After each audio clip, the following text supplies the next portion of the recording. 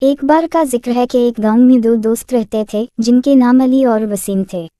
علی ایک نیک اور شریف لڑکا تھا جبکہ وسیم شرارتی اور بدتمیز تھا۔ علی ہمیشہ سچ بولتا تھا، بڑوں کی عزت کرتا تھا اور اپنے دوستوں کی مدد کرتا تھا۔ وہ نماز پڑھتا اور اللہ سے دعا کرتا تھا۔ گاؤں والے علی کی تعریف کرتے اور اس کو پسند کرتے تھے۔ وسیم اس کے برعکس جھوٹ بولتا، دوسروں کو دھوکہ دیتا اور بدتمیزی کرتا تھا۔ وہ چھوٹی چھوٹی چوریاں کرتا اور لوگوں کے ساتھ برا سلوک کرتا تھا۔ اس کے برے عمل کی وجہ سے لوگ اس سے دور رہتے اور اس سے نفرت کرتے تھے۔ ایک دن گاؤں میں ایک حادثہ ہوا اور ایک بزرگ درخت کے نیچے دب گئے۔